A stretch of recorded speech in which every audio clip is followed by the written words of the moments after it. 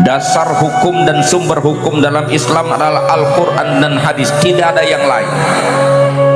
Dalilnya pun disampaikan, taraktu fikum amroini lan tadillu ma in tamassaktum bihima, kitaballah wa sunnata rasuli. Jelas Nabi bilang, aku tinggalkan kamu dua perkara yang apabila kamu berpegang dengan dua perkara itu kamu tidak akan tersesat, yaitu Al-Quran dan sunnah Rasulnya. Apakah benar kemudian tidak ada lagi sumber hukum Islam yang lain? Padahal kalau kita ngajinya lebih mendalam, kita akan ketemu nanti ada masadirul ahkam al-muttafaq alaih wa masadirul ahkam al-mukhtalafu fi.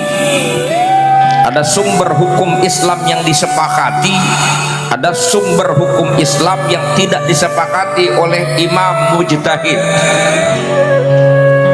Yang disepakati memang sebut Al-Quran, hadis. Nggak berhenti sampai di situ, karena Al-Quran dan hadis saja perlu pemahaman dan pendalaman untuk bisa kita mengambil hukum, istinbatul ahkam. Apalagi kemudian ada banyak persoalan yang timbul di kemudian hari yang tidak pernah terjadi di zaman Nabi, itu memerlukan pemecahan masalah. Maka para ulama mujtahid merumuskan ada lagi sumber hukum lain, apa? Ijma' dan qiyas namanya. Itu semua imamul mujtahid, para ulama-ulama yang punya kemampuan berijtihad menyepakati itu. Maka ketika orang hari ini mempelajari agama secara instan lalu dibilang hukum Islam cuma dua, Al-Quran dan hadis, itu bisa menyesatkan umat juga. Apalagi tidak semua umat bisa memahami Al-Quran, bahkan boro-boro memahami membaca Quran aja banyak yang nggak bisa. Bagaimana kemudian menjadikan Quran sebagai pedoman hidup? Paham aja enggak. Maka orang awam mungkin nggak pernah ngaji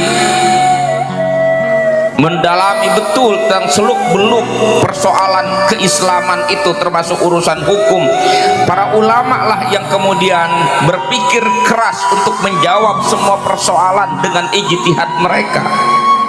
Minimal dibutuhkan 12 cabang ilmu yang harus dikuasai untuk betul-betul bisa memahami hukum Islam itu. Dan itu tidak semua orang.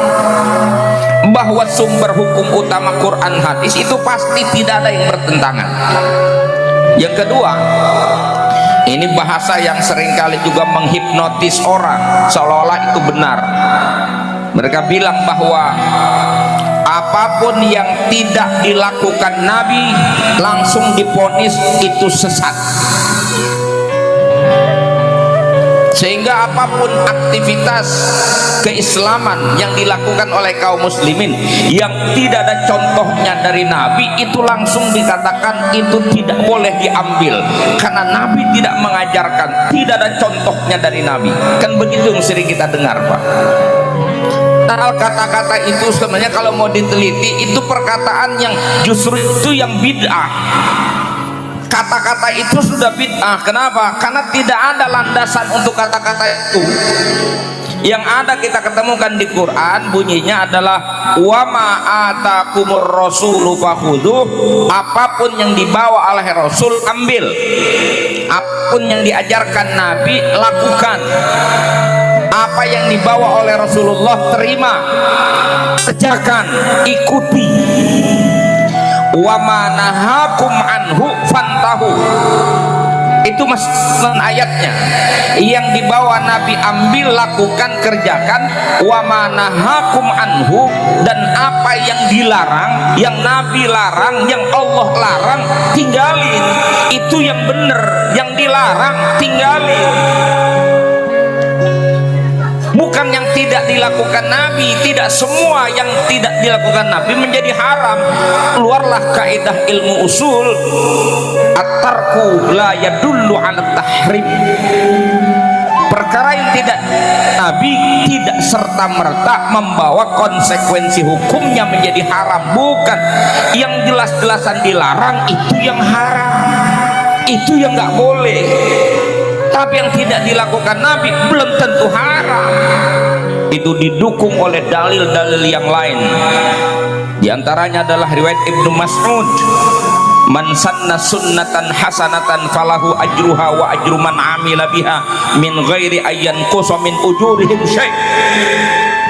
Siapa orang memberikan contoh perilaku yang baik, lalu perbuatan baik itu diikuti oleh orang banyak, maka dia akan mendapatkan pahala dari kebaikan itu dan pahala dari orang-orang yang mengikutinya di belakang hari tanpa dikurangi sedikit pun pahala dari pelakunya.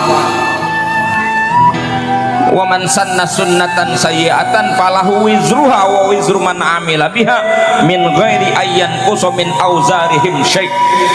Orang memberikan contoh yang buruk, perbuatan yang tidak baik, lalu dia kerjakan dan diikuti oleh orang lain, dia akan dapat dosanya dan dosa dari orang-orang yang mengikutinya.